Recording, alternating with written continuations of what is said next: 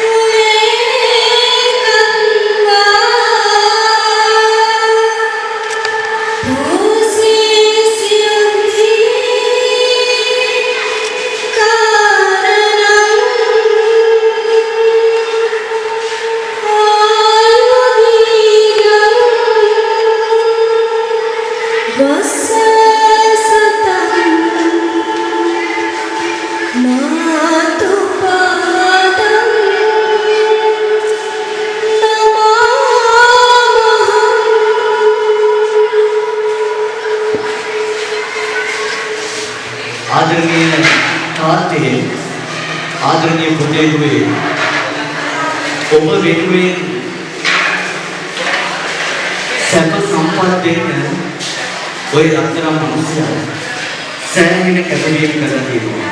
ඒ ආදරණීය තාත්තා ඔබ වෙනුවෙන් අද ඔබ ඉදිරියේ ඔබව දකින්නේ හරි අභිමානයි.